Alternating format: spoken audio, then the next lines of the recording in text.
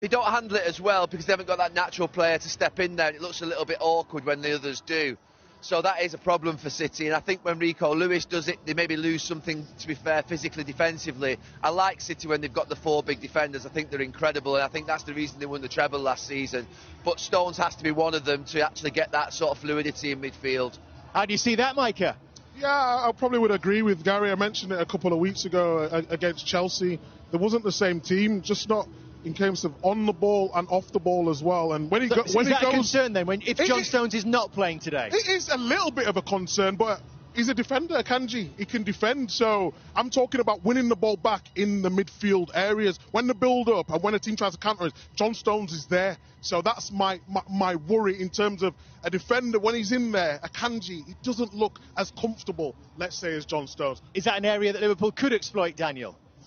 Definitely, I think, they're going to be a constant threat. It depends who's playing in that centre-forward position. If you've got Darwin in that position, running in behind, it's different to maybe a Gakpo coming in and floating in a number 10 position. So it can be a position that they can exploit. But the key is today is, with the counter-pressing and all those different types of things which Liverpool, are used to.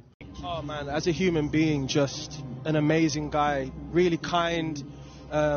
One of my favourite teammates. We got along really well, always had banter. That's what, when I talked about when we did the tactics and before the games, we used to do like the set pieces and whatnot. I was always close on the keeper, so we'd always have banter back and forth. So it was a great time, and I think as a player, when he signed for Liverpool, I think the impact he's had on the football club. Simon Mignolet, a fantastic goalkeeper, don't get me wrong, and Karius, but when Alisson came in, there was that assurance back there that we had someone that we believed in, and we did believe in those guys, but I think he's just come in and been absolutely unbelievable, and really proud of him as well. He's a family man, and really, really proud of him. People talk about him as a player, wonderful player, exceptional, world class, but as a guy, he is amazing. He's so humble, he's so driven, he's so passionate. He even said to me, he was at Fiorentina, he can ask him himself, he said, one day I'm going to be one of the best forwards in the world, and he stayed true to his word, and that's the belief he has in his own ability. I couldn't believe we at Fiorentina had him. I couldn't believe Chelsea let him go on loan, and then he went to Roma, did exactly the same, scored some really good goals, and then he came to Liverpool and he just took his game to the next level. Wow, what a player and what a person. No one can dispute that now, Daniel. One of the very best. Yeah, for sure. I think how long he's been doing this for now. When I first started playing, I remember he scored in every pre-season game, and I was thinking, whoa, this guy, he's started so well, and the goals just keep on coming. It's not stopping. I think he's going to continue to try and become the #1 best player in the world. You know what I mean? And I think that's his main focus, is to score goals and help Liverpool win games. You must be popular with him, Daniel. But what will he be like right now in these moments just before the teams emerge? Motivating the players, giving those last-minute tactical things that he wants to get them to do on the pitch, and he'll be giving them a big speech, that any given Sunday type of speech, but it's any given Saturday. So it's going to be a great game today. Excited for it. It's a special Saturday. It's a Super Saturday. City Liverpool comes next. Watching the top two as the Premier League resumes, but who will end the weekend at the top of the Premier League? We know that away wins are a rarity in this fixture, but there is a chance to do real damage against your rival here, isn't there, Daniel? For sure, there's a great opportunity for the team. I actually fancy a draw today. I fancy Darwin to score a goal for some reason, but it's going to be a fantastic game to watch, and everyone's excited for it. City reminding us just how impressive they've been over the last few years. 3 trophies last season to add to their growing collection, Micah. The hunger is there, the thirst is there. Are they ready for this challenge against Liverpool 2.0? I think they are. You got me okay? You've got to give credit to Liverpool, how they've done over the last seasons, but Man City have just took it that step ahead of Liverpool in recent seasons. They'll be up for the game. They always are for the game. The atmosphere is absolutely electric, and I just want to see a great game. I want to see a great game of football. 2 wonderful teams going head-to-head. Hopefully we get loads of goals, and I can't wait for it, Dave.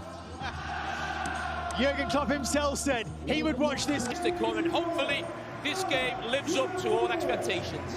Sit back, soak it up and enjoy it all in the company of Gary Neville and Peter Drury. David, thank you. Through the Manchester City press. This is Akanji. Cleverly left by Bernardo Silva. Alexander-Arnold wins this particular battle with the Belgian Doku. Manchester City, who've won their last 23 home games, are in all competitions. If they win today, it will equal the longest ever winning home run by a team in the English top flight. The current record has been held by Sunderland for over 130 years, since 1892. This is Walker. Foden. Salah's up to put pressure on Akanji.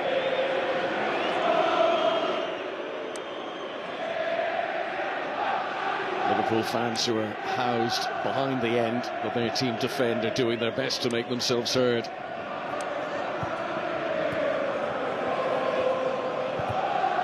Foden through the legs of McAllister. Here's Bernardo Silva, again the action. السلام عليكم ورحمة الله وبركاته. أهلا بكم مشاهدينا الكرام. بيرنلي وويستهام في مباراة في الأسبوع الثالث عشر من الدوري الإنجليزي لموسم 2023-2024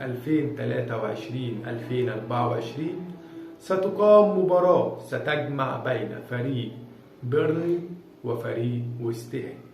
فريق ويستهام صاحب المركز التاسع برصيد 17 نقطة سيكون ضيفا ثقيلا وصعبا على فريق بيرنلي صاحب المركز الأخير 20 برصيد 4 نقط. موعد هذه المباراة ستقام هذه المباراة يوم السبت الموافق 25 نوفمبر 2023 وستنطلق هذه المباراة في تمام الساعة 5 مساء بتوقيت القاهرة و6 بتوقيت السعودية. من المتوقع في هذه المباراة أن تنتهي المباراة لصالح فريق ويستهام يونايتد، لأن هذه المباراة هي من ضمن المباريات التي يحتاجها هذا الفريق لجمع عدد كبير من النقاط تؤهله في الموسم القادم للعب في أي دوري أوروبي. شكرا لكم على مشاهدة الفيديو.